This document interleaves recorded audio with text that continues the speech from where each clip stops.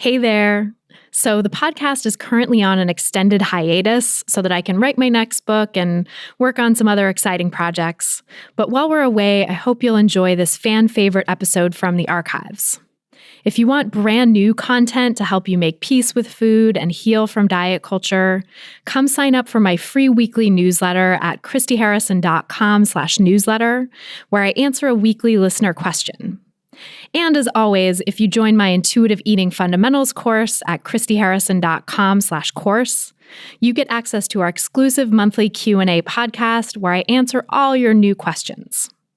Just go to christyharrison.com/newsletter and christyharrison.com/course to sign up, or click the links in the episode description. Welcome to Food Psych, a podcast about intuitive eating, health at every size, body liberation, and taking down diet culture. I'm your host, Christy Harrison, and I'm an anti-diet registered dietitian, certified intuitive eating counselor, and author of the book Anti-Diet: Reclaim Your Time, Money, Well-Being, and Happiness Through Intuitive Eating, which is available wherever books are sold. Join me here every week as I interview interesting people from all different backgrounds about their paths toward peace with food and their bodies. And by the way, on this show, we bleep out diet culture stuff like weight and calorie numbers, but we don't censor swear words or other adult language, so listener discretion is advised. Anti-diet revolution, we're for health at every size. Eat the foods you like.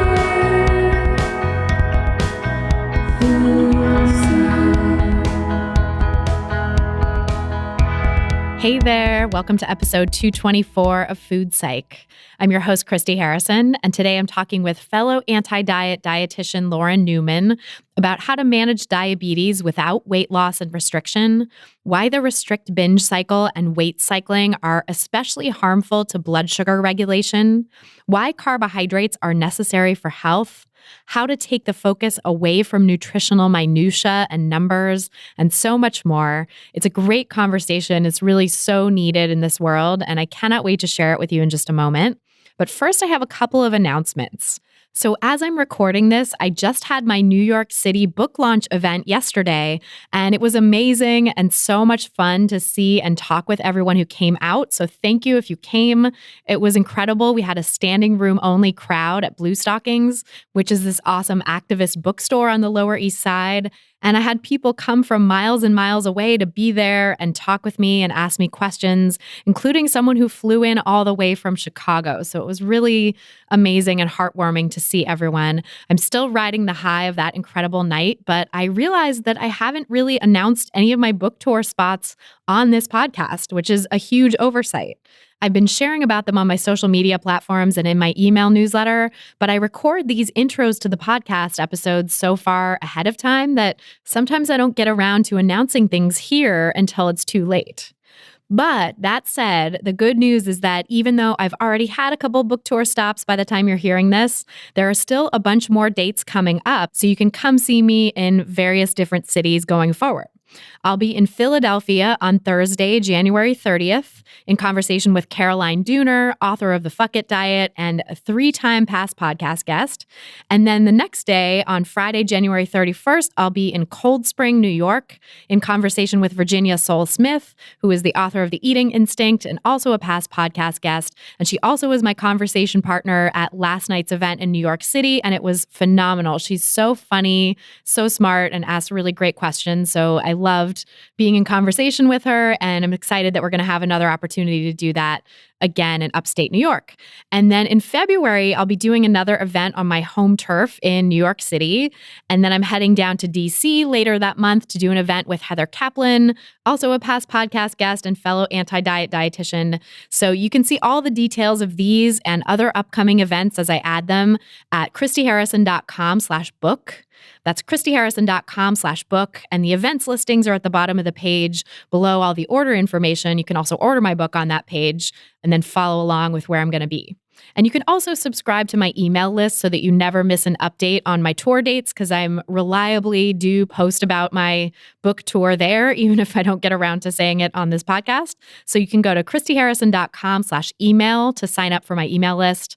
That's christyharrison.com/email. I'm not going to answer a listener question this week because my interview with Lauren is on the longer side already, and it is so good, y'all. I'm so excited to finally be talking about diabetes in depth on this show.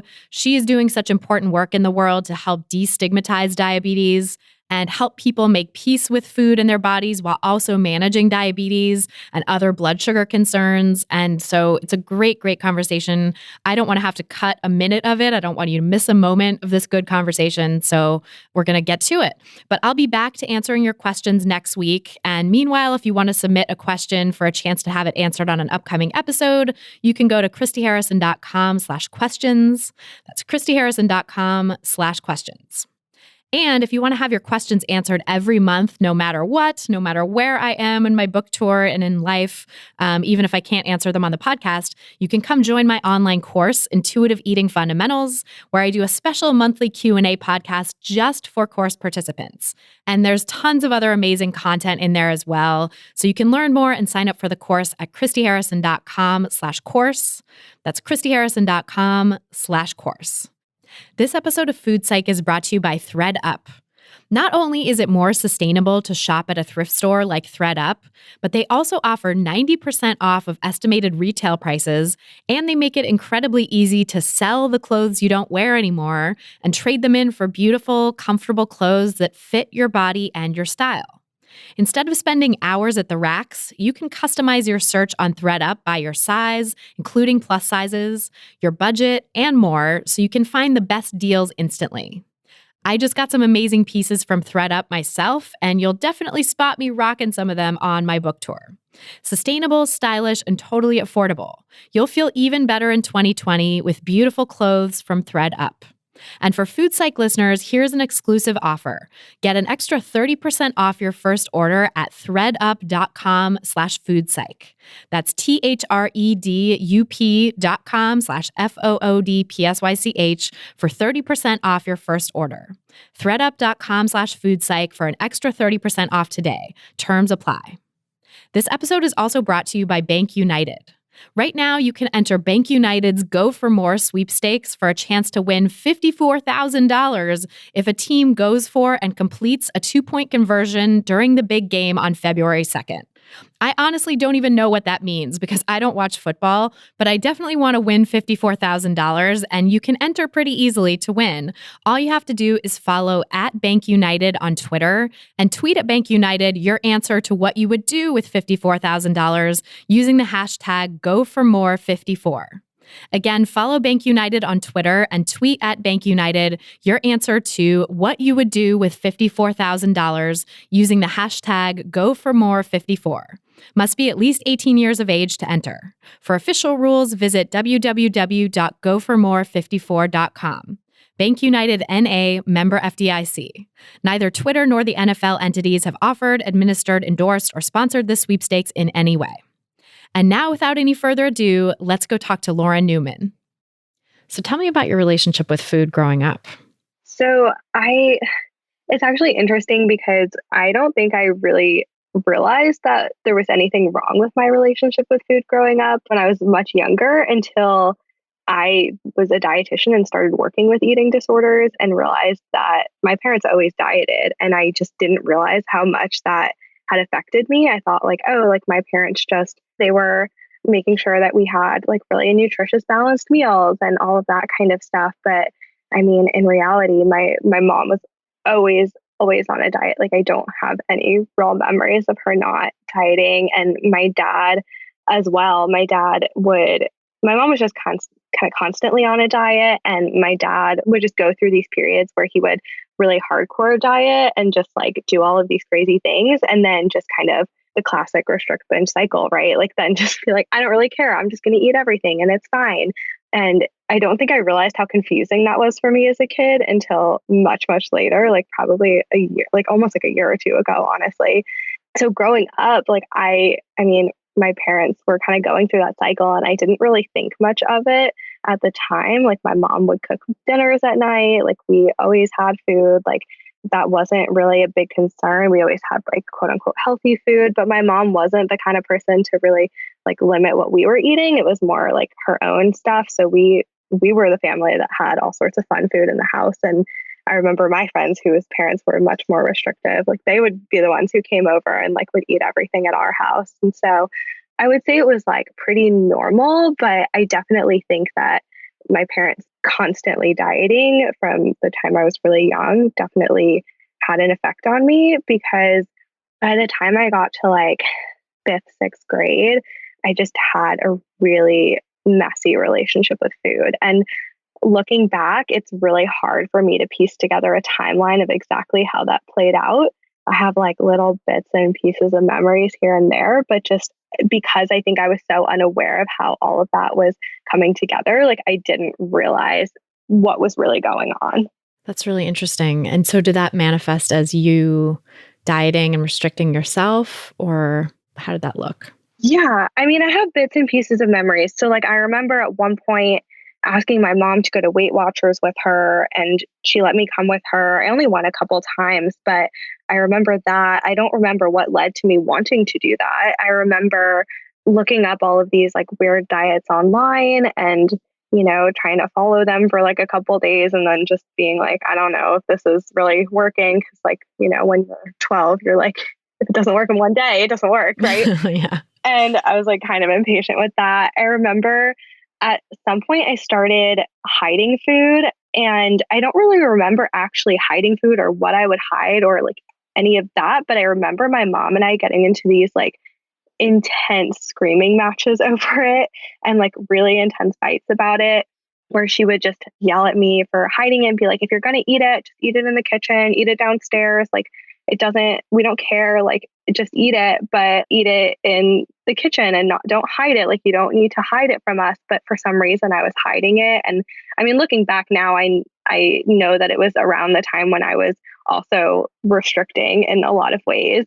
And it makes sense to me in that context of like, now knowing all that I know, that restriction leads to binging. And I was probably really terrified of the amount of food I actually wanted to eat and just wanted to hide it. But I remember that happening. And so that kind of started to get really wonky just because I remember just those fights were so intense and I would have a lot of guilt and shame around it. And my parents approached it in like very different ways, I think, where my mom would get very upset with me about it and not really understand what was going on. And my dad would be like, it's okay. You can eat those foods. Like it's okay. But still kind of would default to my mom on that. Yeah, I can see how that would be so confusing too, probably given what you observed in their relationships with food and how they ate and how your mom seemed to be really controlling with her own food. Yeah, absolutely. And that's so normal and so understandable to be hoarding food or hiding food or binging on food in response to restriction too.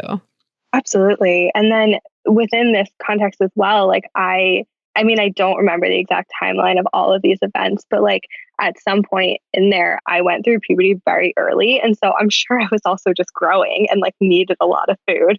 So looking back on it, I can piece this all together. But as a kid, I really had no idea what was going on. And so I just remember feeling like a really intense amount of like guilt and shame and embarrassment around that and around like my body that was changing. And I then would hide those foods and I would eat them. And then, at some point I started engaging in other really disordered behaviors, and it just kind of spiraled pretty quickly into an eating disorder. So how did it go from there? Was that sort of like high school, middle school time or? Yeah. Like most eating disorders, the behaviors kind of moved around, and it was just kind of like this constant thing of just really disordered behaviors going on all through middle school and high school. And it's interesting because a lot of what started to happen was that I think a lot of this came from just observing my parents and like their relationships with food. I didn't view what I was doing as disordered. And so I was just like, okay, well, I'm going to eat all these really healthy foods and I'm going to eat like not too much because that what was modeled to me and like what I thought was healthy. And I was exercising quite a bit. And so the way it was perceived by a lot of people around me, including my family, was like, oh, well, Lauren's just really healthy. That moniker of the healthy one, oh, she's so healthy, is so problematic. I feel like that really lets people fly under the radar. And I too had that same experience when I was in my eating disorder. It was just like, people were like, what's your secret? You're so healthy. What are you doing? Let me try to do stuff you're doing. And I cringe to think all the people that I told disordered habits to and who admired disordered habits in me that were just literally not good, like so bad for me and so robbing me of my life, and yet was praised and people were looking to see what I was doing. Just, horrifying. Yeah, absolutely. And I mean, that's kind of just the narrative of how the rest of the next few years really played out for me. I mean, in high school, that was a lot of it. I had started working at a fitness studio as well when I was in high school. And so like that became a really big part of my life. I spent a lot of time there, and it was just like kind of how people knew me as like, oh, like that's what Lauren does. She like works out a lot. She works at this fitness studio. I played soccer, so I was like athletic as well, and just had all of these different things going on. That's really the perception that people had. And so I don't think that most of what was going on was really viewed as a problem. I remember a few points where people did voice concern, but it was really just dismissed pretty easily by like my family and by me as well. It's just like, no, this is fine. Like this is what health is. So some people did pick up on a little bit of disorder, but you were just like, no, this is healthy. Yeah. That's diet culture for you. You know, I think about that now and I'm just like, how many people have suffered in silence and flown under the radar because they quote unquote seemed healthy on the outside? And to this point now where I'm at in my career and the work that I do, I feel like it's actually a huge red flag to me when I see someone who is engaging in all these quote unquote healthy behaviors, who's doing it in a way that's sort of like their identity and they're known for being the quote unquote healthy one. If they're doing it to that degree, I feel like that means there's something amiss. Not always, but a lot of the time. Yeah, absolutely. I think it's also like coming from my own experience. I agree with that completely. I think it's a really big red flag when somebody that's such a huge part of their life and it's almost like how you know them. You don't really know much else about them except for those aspects of their life of like what they eat and how quote unquote healthy they are. And I mean, I talk about this now all the time. Like that's actually really detrimental to our health and really ignores a lot of the other important aspects of our health. So it's definitely a problem. Huge problem. I mean, I will say, I feel like I am overall have such better holistic well-being in the true sense of the word now than I ever did back then when I was like, quote unquote, the healthy one, or even early in becoming a dietitian or going back to school to become a dietitian, quote unquote, eating like a dietitian, eating like a nutritionist. That was me at my most disordered. And now I don't think anything that I do, whether food-wise or movement-wise, is really perceived by the outside world as like, oh, she's so healthy. Like if people don't know I'm a dietitian, I don't think they think anything special about my food or movement routines. They don't look to me for guidance or advice. I don't seem like I have, quote unquote, have it all together in that way. And yet I am so much better off. I feel in such better health in general. My blood work and other stuff shows it as well, that my physical and mental well-being are pretty good these days. And they were pretty terrible back when I was, quote unquote, so healthy. Yeah, absolutely. Was this kind of healthy identity that you had a driving force in deciding to become a dietitian? I don't think I realized it at the time, but I really think it was.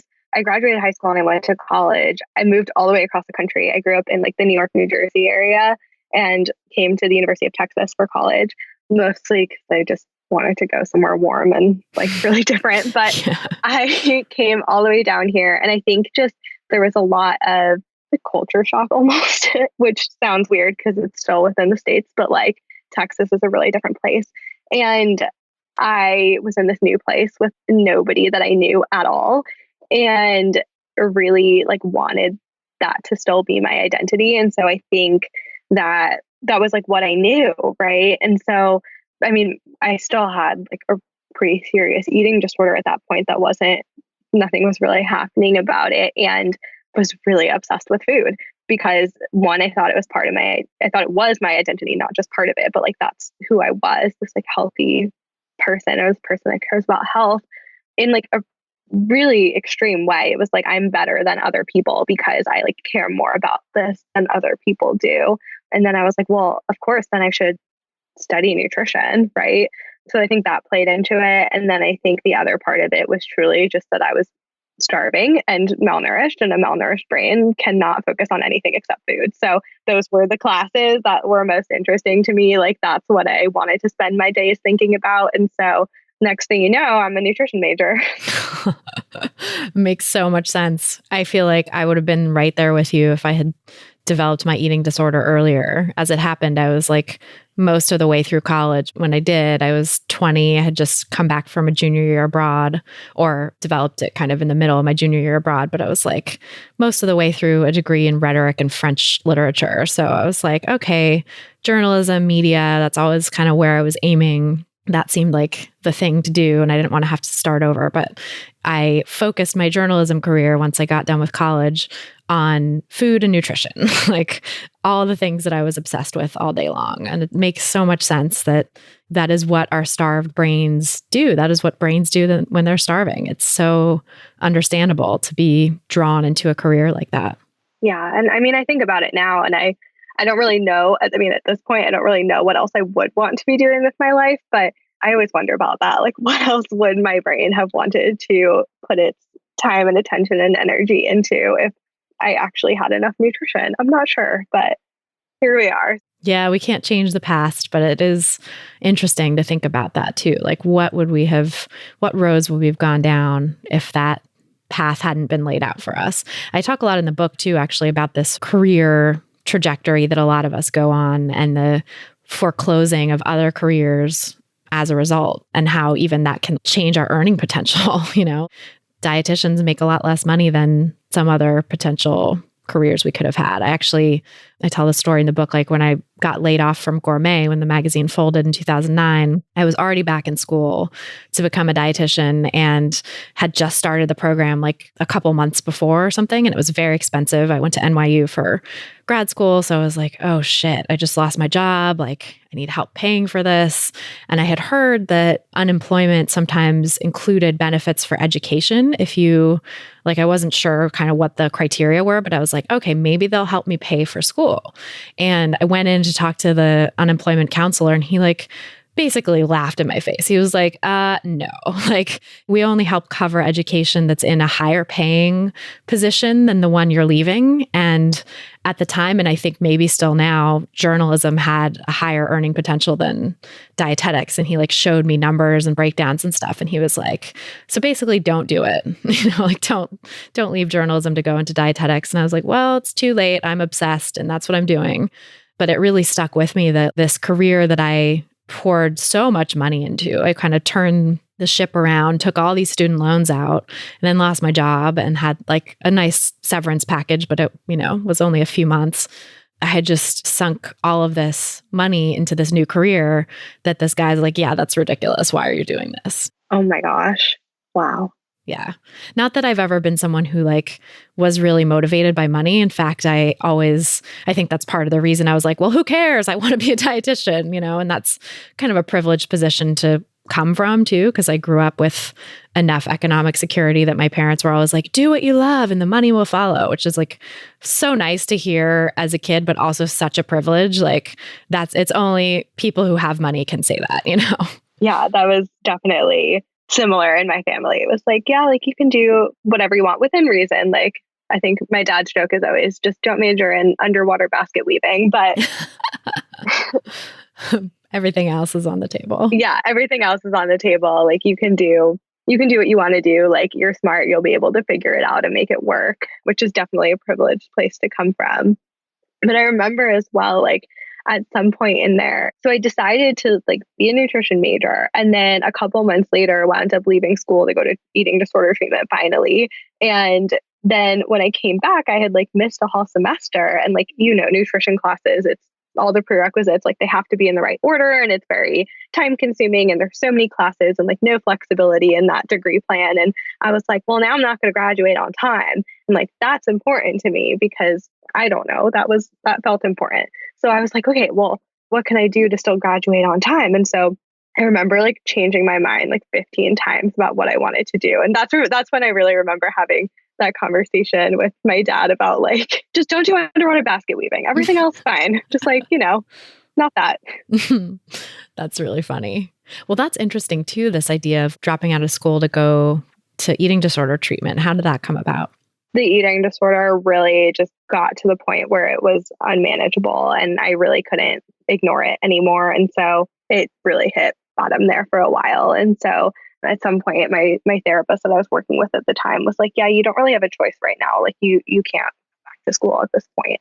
So I didn't have a full choice in that at that moment in time. Well, that's really awesome that you had a therapist who was able to say that and get you the treatment you needed. Because I think, even finding a therapist in the first place is pretty hard.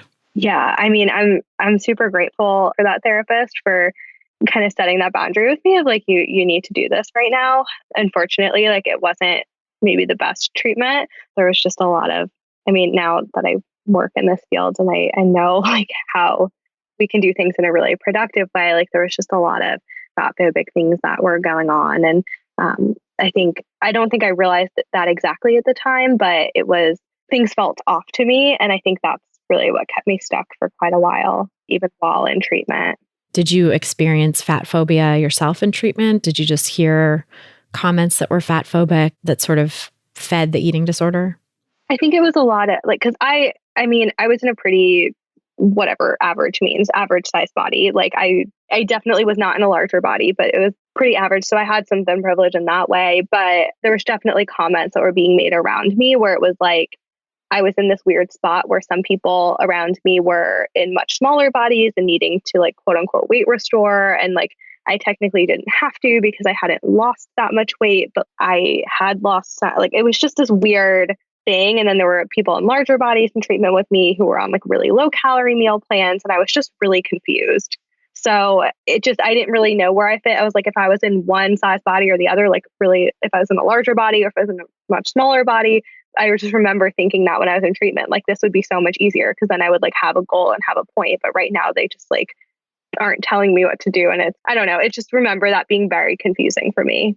Yeah, that's interesting, especially when a treatment center is putting larger bodied people on low calorie meal plans. You kind of know it's a diety place. And oh, totally. Yeah, I feel like that's sadly, so many eating disorder treatment centers are like that. I had a conversation with Shira Rose a little while ago about the horrible treatment that she's received in some eating disorder treatment centers and how she finally was able to cobble together a HAES treatment team. But finding the right treatment team and not getting triggered deeper into the eating disorder through eating disorder treatment, I think is a tough thing to do. Yeah, definitely. And then I remember as well, like a little bit later on, because then I was just kind of in and out of treatment for a little bit. And at one point, there was a woman who I was in treatment with who was in a larger body. And this was definitely my disordered perception of the situation at the time, like just to be very clear. And I don't really know what the dietitian's intention was with this client. But I remember this woman who was in a larger body and her and like our dietitian were doing some work together around intuitive eating, apparently. And I don't know for all I know, she could have really genuinely been working on intuitive eating in like the truest sense of the term with this client.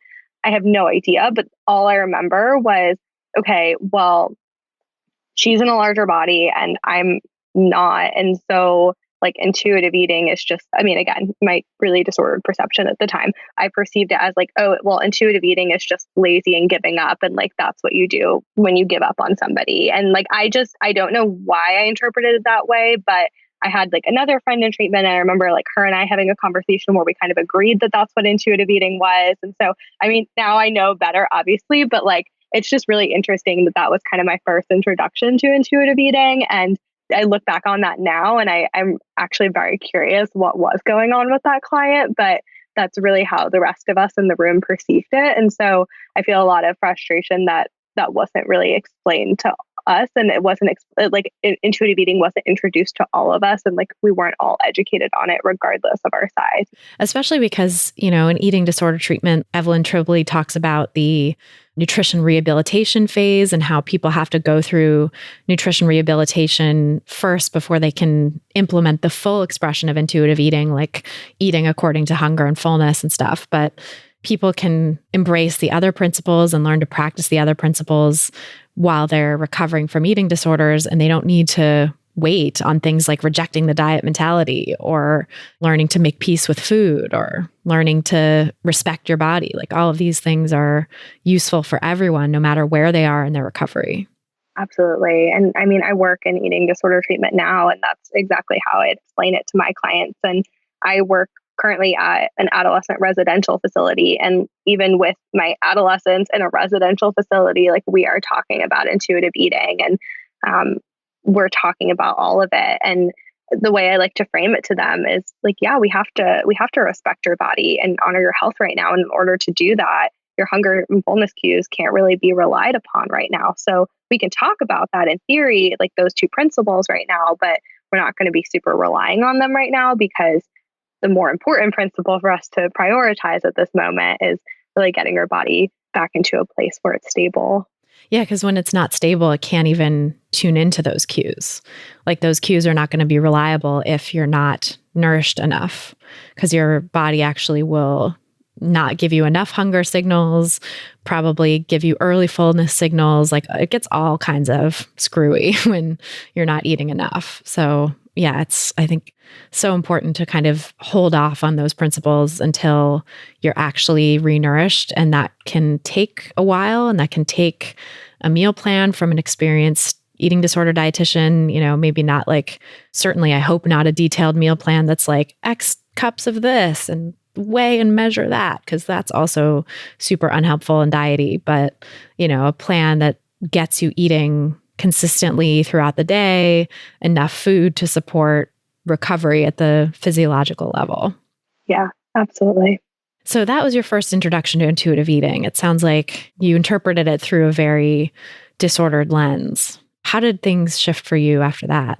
At some point, I just later down the line wound up working with a different dietitian in my outpatient work with this dietitian, and she introduced me to intuitive eating and health at every size. And I think I was really ready for it at that point, like really ready for that conversation and really ready for real recovery at that point, because this was after several years of just cycling through different levels of care. But I was pretty ready for it. But when she started talking about that, I kind of approached that situation with a lot of resistance and just wanting to prove her wrong because I was pretty far along in my degree in nutrition at that point. And I was learning in a very weight centric environment. And I was like, this can't be a thing. Like, there's no way that this is real.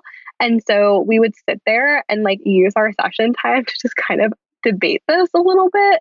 And I would go home and like look up all of this stuff and with fully with the intent to go back to her and be like, you're wrong. This doesn't make any sense. But like in that process, I somehow started to like actually understand it and get on board with it. And my entire brain just like exploded pretty much.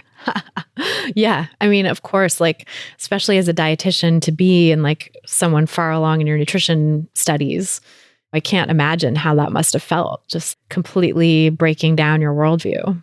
Yeah. I mean, it was very confusing for me as a nutrition student to be like, I'm like learning these two separate things at the same time that do not mix well.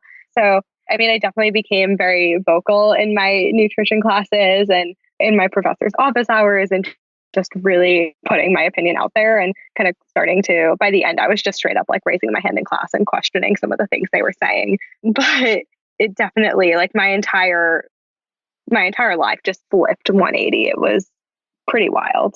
Yeah, it really does completely turn the tables when you first discover that. And it sounds like you didn't really have much of an experience of intuitive eating as a child that you can remember. It sounds like it was you saw a lot of diets around you all the time anyway. So I bet it was a little mind blowing to think, oh, I could have been eating this way all along.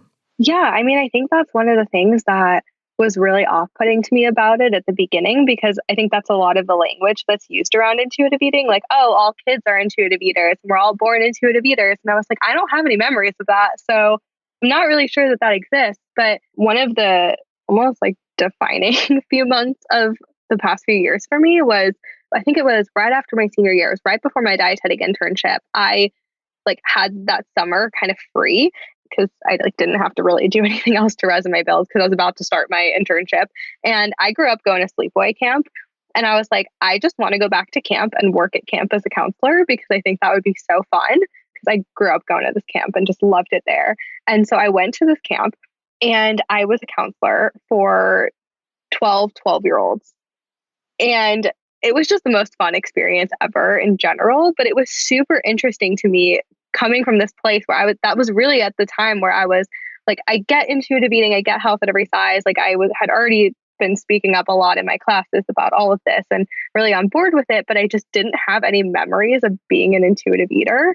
And then here I am with 12-year-olds who are right in the middle of like diet culture hitting them head on.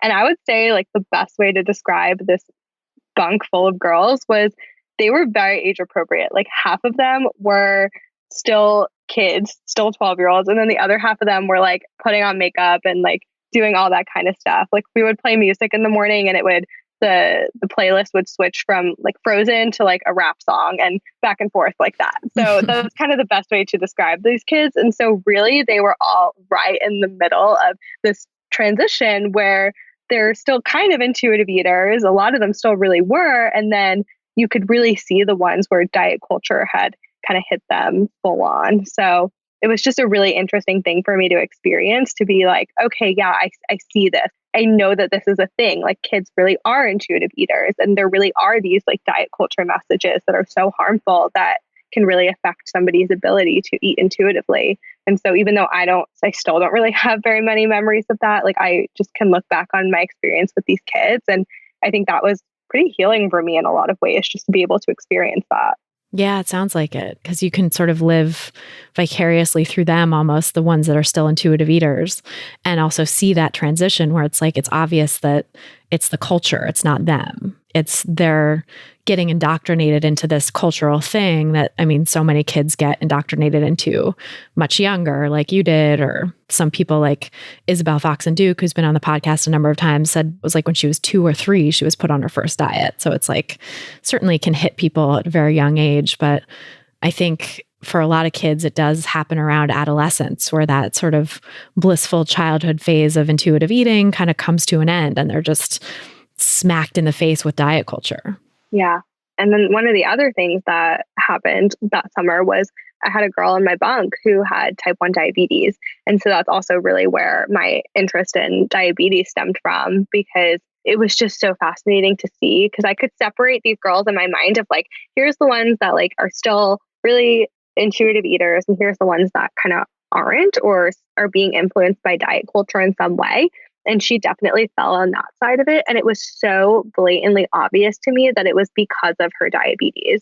And that just really stood out to me. And I remember like trying to do some research like on some of my time off, and like when I actually had cell service, and like trying to look things up and be like, is there anything out there about like intuitive eating with type 1 diabetes? Because I wanted to know more about it, and also like wanted to be able to help this kid because she was just struggling. And it was just so interesting to me that this was happening, and it was because of her diabetes, and that there was no resources about it anywhere that I could find.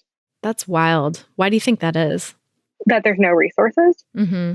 I mean, I think that's just kind of the diabetes world in general is so steeped in diet culture in so many different ways. And a lot of the people that provide like diabetes education and diabetes care are educated as well in like a really weight normative environment. And so the reality is, right, that like a lot of us that talk about intuitive eating and health at every size are really more in the disordered eating disorder world, because like that makes sense. But I think because of that, there's like not like we live in this little bubble off to the side where like there's not enough of us doing this work and like providing education and another alternative in more of like the medical field. And so the diabetes world is just so problematic in so many ways. Yeah, because diabetes is so medicalized. It's considered sort of a mainstream medical condition. Like it's a condition that doctors deal with, and you have to like work with a doctor or a dietitian who specializes in diabetes, who, yeah, like you said, the people who come up in that world can just stay in this very weight-centric paradigm and probably never, a lot of them, I think, never get exposed to health at every size or intuitive eating because that's just not what they're seeing. They're seeing people who have diabetes and are probably really bought in to diet culture themselves because they're scared and they've been told to be scared and they've been told to lose weight and diet and that weight loss is the key and all this stuff. So I think it's probably less likely that people who come up in that world will be exposed to intuitive eating. So I loved hearing your talk at the Weight Inclusive Nutrition and Dietetics Conference in DC a few months ago. And you talked about like building a bridge between the HAES and intuitive eating world and the diabetes world and how important that bridge is, because the diabetes world is kind of sitting out there on its own island, and like HAES and intuitive eating are kind of our own island, but we really need to bring HAES and intuitive eating into all of medicine. Yeah, I mean, but it makes a lot of sense, right? Because when you come from this diabetes world or this like diabetes island that I had in that example of thinking about diabetes management for all types of diabetes as like carb counting and monitoring all these numbers of like your blood sugar and your A1C and all of that kind of stuff, talking about exercise is like 1,000% necessary all the time, talking about weight loss, it doesn't resonate and it doesn't make sense when people start talking to you about intuitive eating or health at every size, saying, yeah, like eating when you're hungry and stopping when you're full and like eating what you want and not talking about numbers, not talking about your weight. It's not about weight. Like it just doesn't really resonate and it doesn't make sense. And I think a lot of people in the health at every size world just tend to shy away from those difficult conversations around how we can make these things coexist. And maybe it's not necessarily shying away from those conversations. I think a lot of times people just don't really know how to bridge that gap, but it's definitely a very difficult conversation to be had because the people in the diabetes world, that doesn't make any sense to them. It appears to go completely against what they say. What would you say to someone who's coming from that world, like someone listening to the podcast who has diabetes and who's been told they need to lose weight, who's been told they need to carb count or restrict their carbs or even cut out carbs entirely, or they can never have sugar? What would you say to someone like that who is curious about intuitive eating and HAES, and maybe they're listening to this podcast because they struggle with those recommendations, they are not at peace with food and want to be? What would you say to them? I mean, I would be really curious about how that's played out for them and how those recommendations have affected their life in positive and or negative ways, and just really get curious about that experience for them. Oftentimes I find that for the clients that I work with, that those recommendations, they like intellectually make sense, but physically they lead to a lot of restriction or feelings of deprivation. And that eventually plays into this restrict-binge cycle, which is even more complicated with diabetes because then you have like the physical aspect of like blood sugar changes as well within that cycle. And it just gets really messy really quickly. And that's dangerous too for people with diabetes, right? That restrict-binge cycle is actually more problematic for people's health. Yeah. I mean, in the immediate, it can be very, very damaging, right? Because if you're like not eating enough and then your blood sugar is going low and then you're binging on something, and particularly it's probably going to be something pretty high carb because you're restricting carbs, then your blood sugar is going to spike pretty high. You're going to feel really crappy about it. And so that's not great overall, physically, mentally, any of that. But I think even more importantly, in the long term, that cycle, it plays out into weight cycling, right? Where we're losing and gaining weight repeatedly over a period of time. And we know that weight cycling increases insulin resistance. And that is kind of the last thing that you really want to be contributing to when you're already working with diabetes. So it gets really, really harmful really quickly. Yeah, and insulin resistance, can you talk a little bit about that for anyone who doesn't know? Because I feel like that term gets thrown around a lot. A lot of diets now are like, reduces insulin resistance. And that's just total BS. But What is insulin resistance and how does it play into diabetes management? The best way to explain it, that kind of anybody that works in the diabetes world, or if you have diabetes, you've definitely heard this, but we talk about like the lock and the key, right? Where your cell, it needs the glucose to get inside because that's how it gets its energy. And the glucose is kind of sitting outside the cell. And in order for it to get in the door, we need to unlock the door. And the insulin is kind of that key that unlocks the door. So without the insulin, you don't really have a way to open the door to let the glucose come inside. And so with insulin resistance, we talk about it as being kind of like a broken key, like it's just not working correctly. And so really what we're talking about biologically is that the insulin is having a really hard time connecting with those receptors on the cells. And so it makes it hard for the glucose or the sugar to get inside of your cells. And so then you wind up with elevated blood sugar levels. So with type 2 diabetes, that's really what we're talking about. We're talking about this insulin resistance where the body's still making insulin fine at the beginning. And it's just the insulin's having a hard time communicating with the cell to get the glucose inside.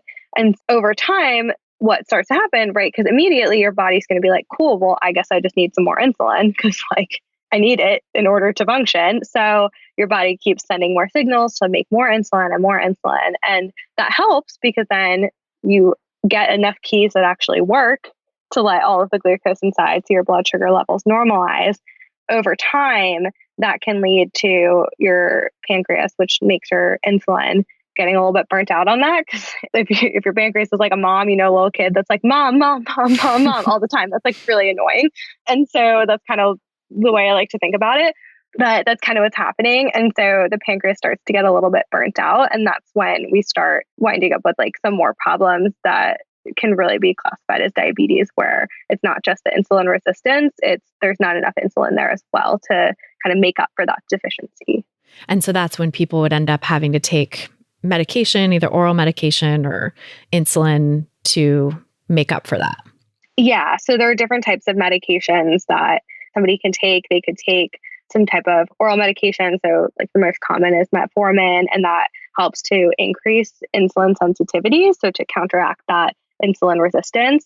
So it kind of works in that way. Or we could have somebody that starts taking insulin to kind of like supplement the insulin that their body is not able to produce.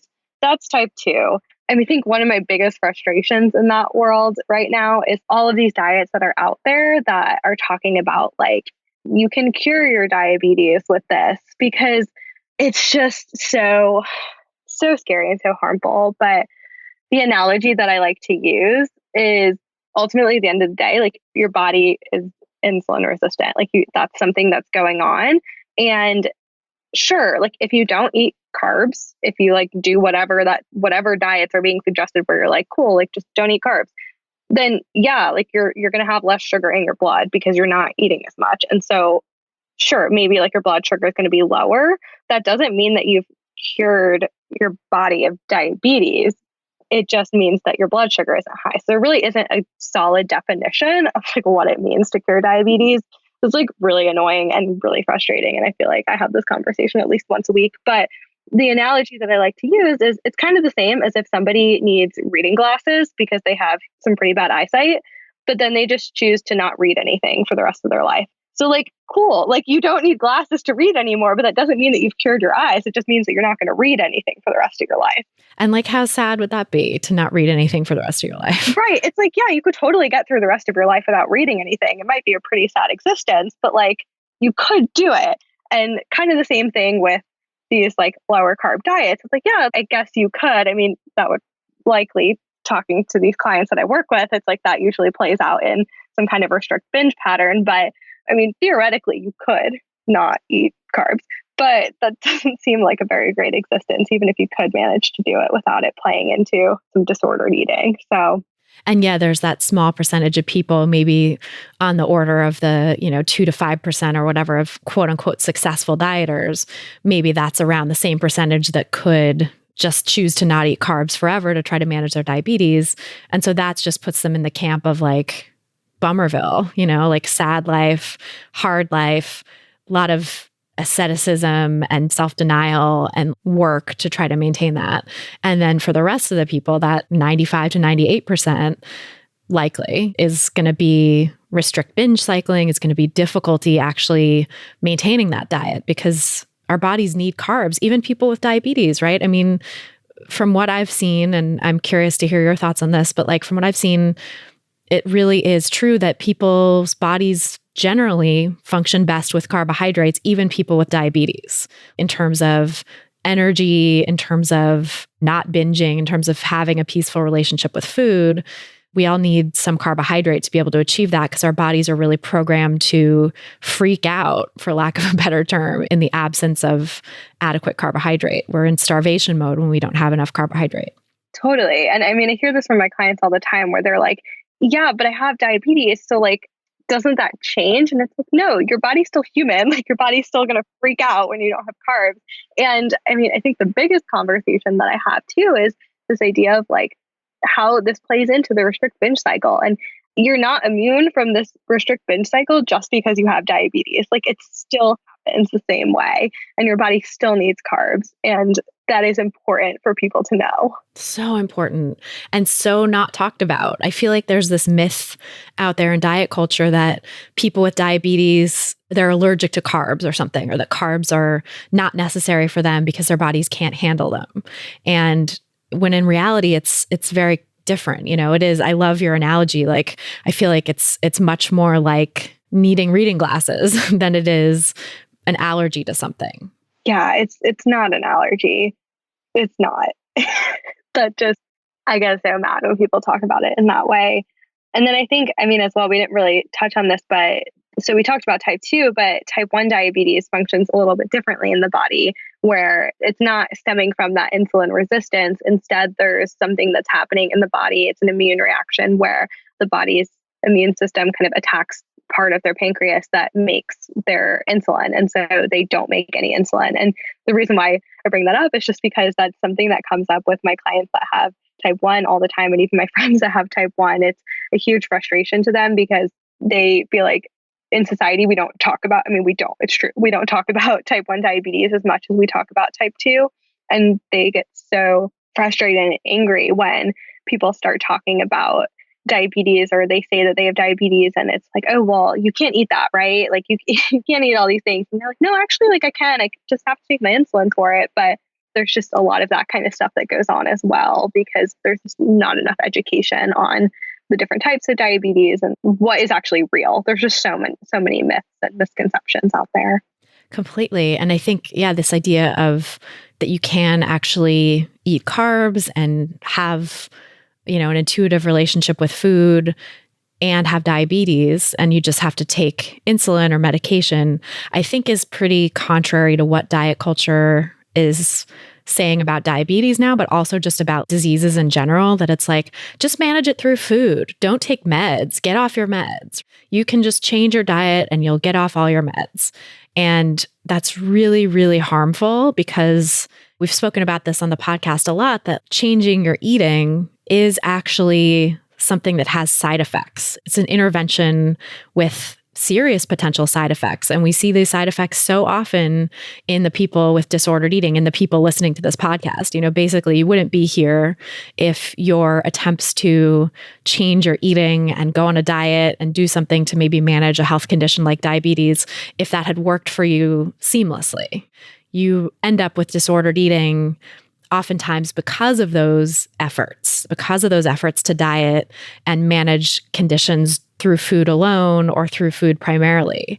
And I think that's something that we don't talk about enough in general with health conditions, is that like it's actually super dangerous to go messing around with your diet.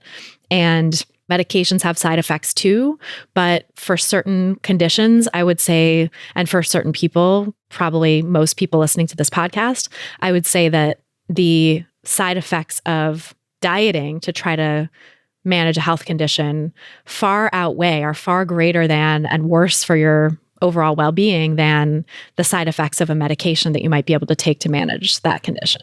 Totally. And there's especially in the diabetes world, there's so much shame around having to take medications. And I really think this stems from just the intense amount of healthism in our world in general, and especially within the medical community and the diabetes community, where it's just, there's all of this talk of, oh, well, how can I get off of this medication or take less of that? And this idea of being like a quote unquote good diabetic is really prevalent for so many people that I talk to. And I always say this, that like hyper focusing on food or your body size, that's not part of being a good diabetic. That's really just a part of an eating disorder.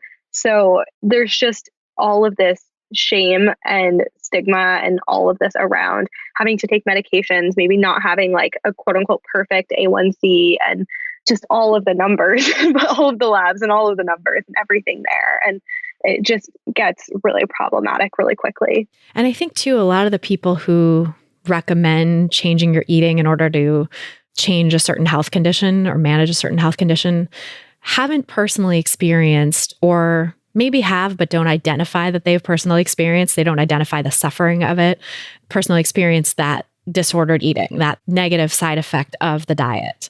And so they're prescribing something to people that in theory should work, but they don't understand the lived experience when the person tries it. When the diabetes educator says, okay, we need to get your A1C down to or whatever, which is actually ridiculous. I think I heard you say in your talk, like that's kind of a ridiculous number for someone with diabetes. Yeah. But they'll aim for that kind of thing. And then it just, the person who's actually having to do this, it will drive them up a wall because they're not capable of doing that. And their body needs some medication and some help to manage their blood sugar. And yet they're being forced to jump through all these hoops, or maybe sort of forcing themselves to jump through all these hoops to manage it through food, instead of acknowledging that medication could be helpful and that there's nothing shameful or wrong about medication.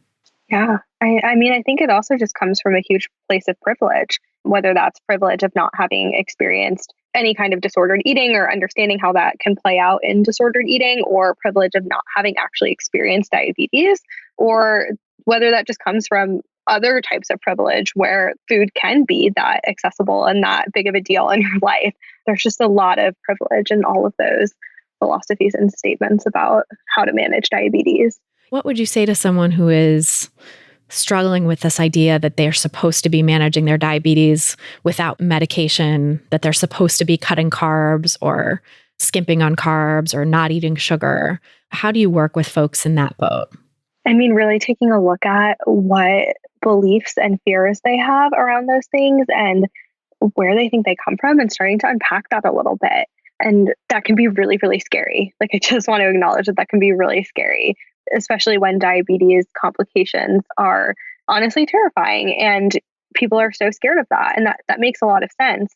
But a lot of times what we talk about together is kind of exploring what it would look like for them to kind of break some of those rules that they have. Like, would it actually be as terrible and awful and absolutely not okay as they think it would be? And oftentimes what we find is that they actually have much better health outcomes and feel a lot better physically and mentally once we start to kind of break that apart. And I mean, I think a lot of that also comes from, for most people, it's a lot of fear of carbs and eating sugar and all that kind of stuff. And like we said before, our bodies need carbs and they feel a heck of a lot better when we're eating them. So there's a lot to unpack and a lot to start to question about what your thoughts and beliefs are around your diabetes management, and whether that's related to food or different types of medication or different types of technology that you're using to manage your diabetes, all of that kind of stuff. There's just a lot to really take a look at and kind of question what you're doing and why you're doing it. You know, it struck me when you were talking about how people feel physically and mentally better when they start allowing themselves to break free from some of those restrictions. I think there's this sense in which, you know, when someone's feeling bad, right, or when they have a condition, like they first get diagnosed with a condition like diabetes and they're told, okay, you need to cut carbs and don't eat sugar in order to manage this. And then they do it and they feel worse. The tendency is not to blame the diet, but to blame themselves and to blame their disease and think, oh, my disease is making me feel bad, that it's progressing or it's getting worse. And I need to do this harder now. I need to restrict more. I need to, you know, I'm not cutting out enough carbs. I'm not doing this enough. I'm not doing that enough. Rather than looking at, were you already feeling bad when you got diagnosed and told these things? Or are there ways in which the diet itself, the prescription itself of whatever quote unquote lifestyle changes you're supposed to be doing to manage the disease has actually contributed to the feeling worse, and how might counterintuitively easing up on some of those restrictions actually help you feel better physically and mentally. I know that can be totally scary, like you said, and people often have like a visceral resistance to that. Like, that can't possibly be. And if I'm already feeling this bad, why would I want to do something that I believe will make me feel worse? But I think a lot of people misattribute the feeling worse to the disease or to not managing it well enough, instead of attributing it to maybe the supposed cure is what's actually worsening my feelings. Yeah, I mean, and I think what you mentioned really makes a lot of sense, especially in the context of understanding that most of the time when people start engaging in these diets and restrictions around food, it's right after they're diagnosed. And right when you're diagnosed, you feel pretty crappy, regardless of what kind of diabetes it is. I mean, with type 2, usually you're diagnosed and your blood sugar is pretty high, and that's not a really comfortable feeling. And I think the thing that stood out to me the most is, as you were talking, is specifically thinking about in the type 1 world, where we have patients and clients that when you're diagnosed with type 1 diabetes, your blood sugar is really freaking high. Oftentimes there's some pretty scary complications going on, and you feel really shitty. And what also happens is that one of the symptoms of undiagnosed type 1 diabetes is weight loss. And so it's really interesting to hear some of my clients' stories and how this has played out for them, because it's exactly what you were talking about. So at the beginning, like when they're first diagnosed, they like feel really crappy. And then they start with all of their diabetes education and treatment and whatever. And they start gaining weight back because that's what their body needed to do because their weight loss was not at all healthy for their body. Like, their body was really just breaking itself apart. And then they have some weight gain and they're feeling like physically better in a lot of ways. But because there's weight gain, there's a lot of like mental distress that comes with that, and just like a lot of discomfort in their body that comes with that. And I mean, sometimes that's just truly because it happens really quickly, and that can be scary, but also just the diet culture that we live in, that any kind of weight gain is bad and weight loss is always a positive thing, that it becomes this really complicated dynamic where it's like, okay, well, I'm feeling like kind of better, but also like I'm gaining weight. And so that's not okay. And then it just gets really confusing and really hard to tell like what's actually helping, because then you start convincing yourself that, well, this isn't helping, this isn't good, because now I'm gaining weight. So it's exactly what you were talking about. And yeah, also that like, oh, if I'm gaining weight, then it must mean that I should cut out more foods or exercise harder or eat less overall, or like all of these things that will then exacerbate how bad you feel, make you feel worse in the long run, usually, because they're just restricting you more, and your body needs that energy. And part of the reason you were feeling so crappy before, especially with type 1, right, is like when the glucose is not getting into the cells to that degree, when it's those levels of high blood sugar, it means your body is starving for energy. It's starved for glucose. And that's why, like you said, your body's actually breaking itself apart in order to stay alive, in order to get enough glucose to sustain itself, because it's like breaking down your body, breaking down your internal organs and stuff in some cases. Well, yeah, because the cells interpret it as, well, there's no glucose getting in, so there's no glucose in the body, clearly. I mean, that's not what's happening, but that's how the cells interpret it. And so they start sending out all these signals to all the rest of the parts of your body to like get glucose in there any way possible. And one of the really cool things that our body can do is convert protein, which is muscle, into carbs. And so our body's going to start breaking down all sorts of muscles, including our organs. That's really what's happening. And that's what happens with eating disorders too, right? It's like so interesting to think about the parallels between starvation from disordered eating of any kind and any size body, right? This can happen. And we actually just had a very cool study came out about quote unquote atypical anorexia, which is really higher weight. It's actually typical, but it's the higher weight version of anorexia, having a lot of the same medical complications as the lower weight version of anorexia. And I see this in clients all the time, that people have signs and symptoms that their body is catabolizing protein, is breaking down their muscles and their internal organs to keep itself alive, even in larger bodies or even in quote unquote average size bodies. This happens to people across the weight spectrum, but it's interesting to think about the starvation response that happens in eating disorders, that can happen in food insecurity and genuine famines in parts of the world that still have, that are really affected by environmental famine. Yeah, it's all the same thing, right? There's a different cause and a different start to it, but it's malnutrition. So that's really what's going on. Yeah. And so all this restriction, right? Because I feel like there's this starvation response that's going on in the body, and then it's met with prescriptions of restriction.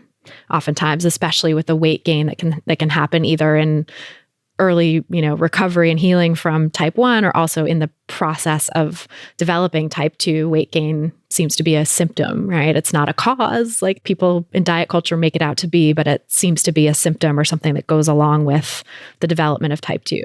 And so people with diabetes are then met with these prescriptions to lose weight and restrict, which makes it all even worse. And so how can people manage diabetes without restriction? How can they stop falling prey to these restrictive diets and start easing up and eating more intuitively? That's a big question. There's a lot that plays into that. Just because I see this in so many people, this restrict-binge cycle that plays out, it's just so familiar to so many people with diabetes. I approach it in pretty much the same way that we approach breaking that cycle with any other disordered eating or eating disorder client that we work with, right? You have to stop that cycle. And it doesn't start with the binge. It's not a lack of self-control. It stems from this restriction. And so being able to make peace with food, and as scary as that sounds, it is really important in breaking that cycle and being able to start to normalize and regulate that eating pattern instead of going from those one extreme to the other all the time of restricting and then eating everything. We have to kind of, almost with that pendulum analogy, kind of settle it back down a little bit, right? And so that definitely is a hugely important factor to be working on. And then there's also this other layer of understanding that, yes, with diabetes, we are concerned about blood sugar. And I think that's where everybody's hesitation comes from, right? It's okay, but yeah, I get that, but I don't want to eat too many carbs. I don't want my blood sugar to go high. I don't want all of these complications from that. And that's really scary to think about. And again, kind of what we mentioned before, I talk about how when we're restricting and binging, our blood sugar is bouncing all over the place. So that's not super helpful for having stable blood sugars in any kind of diabetes. And then as well, this weight cycling, increasing insulin resistance, that's also not going to be super helpful in that way. And then there is a certain point where we can start talking about some kind of gentle nutrition, like how we phrase it in intuitive eating. But really, kind of like we were talking about before, I think that hyper focusing on that, even if you have diabetes, is not the most helpful thing to start with. I think that really still, with intuitive eating, we talk about this all the time, that that piece kind of comes last. And I feel like it is pretty much the same with diabetes. Hyper focusing on that nutrition piece can really get in the way of trying to stabilize and normalize the disordered eating patterns that somebody has gotten into. It's interesting too when you say that, because I think a lot of people in general in diet culture want to fast track to the gentle nutrition principle of intuitive eating. But I think especially with diabetes, there's this tendency to fast track it to there, because it's oh, well, I have to use nutrition to manage my diabetes. It's not optional, or it can't come later. And I think the thing that you're saying about kind of dealing with the disordered eating first, addressing the restrict binge cycling and the weight cycling that are happening, that are worsening someone's condition, is actually really important to tackle first. Because also when you think about the mental piece of this, you can't have long-term sustainable healing from disordered eating with or without diabetes or any other health condition if you don't get through that mental stuff first, if you don't address the mindset and challenge the beliefs and heal from the internalized diet culture and weight stigma that are driving you to weight cycle and, have all kinds of other disordered behaviors. And so addressing that first is possible. I mean, it's great to hear you say that it is possible even with diabetes. I think that can give people a lot of relief and a lot of maybe permission to do that. Yeah. And we talk about diabetes burnout a lot in the diabetes world. And honestly, I feel like most of that is just some variation of disordered behavior around diabetes that just then is so distressing, and it really does lead to burnout. And so I think that there's a really strong connection between those things, kind of like you were saying. We have to focus on stabilizing the eating and just the way, all of the mental health around it and everything before we can really focus on that nutrition piece. And so really giving my clients permission to do that is one of the most fun parts about my job. And I love doing that, even though it is really scary for a lot of people.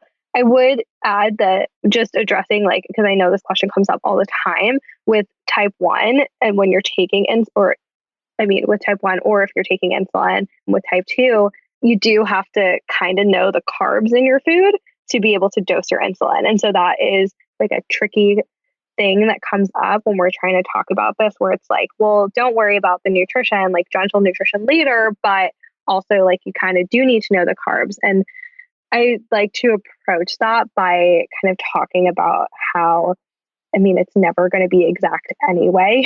And I think we like to, in the diabetes world, like to think about our insulin and carb ratios as like being these perfect numbers that are always exact. And it's like, no, there's a bajillion things, like literally endless things that can affect your blood sugar. Like one of my clients last night was like, the weather has been like kind of different. Like it's a little bit drier out and I've been running high. Like I think it's because of that. Like there's just so many things that can affect your blood sugar. And so it's never going to be these like exact numbers. And so I think leading into that flexibility around it.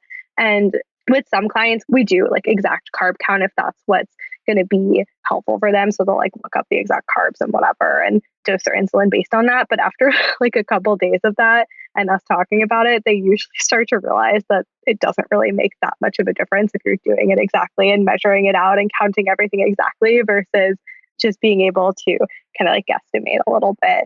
And so we kind of approach it from that perspective of let's be a little bit more flexible with it because we don't have to be so rigid and we can still manage our diabetes. And I think when you take the focus off of those numbers and those exact carb counts, it starts to help you tune into your body and what's actually going on around you and all the other things that affect your blood sugar and how your particular body responds to this particular food. Because Christy, you and I could both eat a banana and our blood sugar is going to do different things. So that's just the reality. And so I like to take the focus away from those exact numbers and that like quote unquote nutrition piece of it and be a little bit more flexible with it because it does ultimately help my clients tune into their bodies a lot more and have a much better handle on what's going on with their diabetes.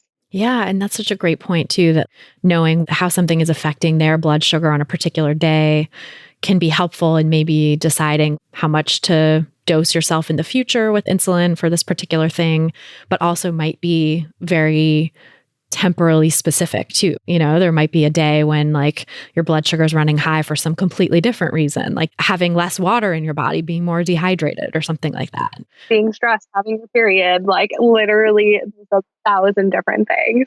Yeah. And so having that flexibility and ability to just be intuitive about it rather than making it all about the food too. Because I think, in diet culture in general and with diabetes specifically, I see a lot of people wanting to like make everything about the food and the exercise and that's it, rather than taking into account all these other factors in people's lives that affect not just blood sugar, but everything, their overall well-being. And so people go looking, go on these wild goose chases of like, what foods am I sensitive to? Because I feel a little bloated after I eat this, or I feel tired when I have this, and like blah, blah, blah.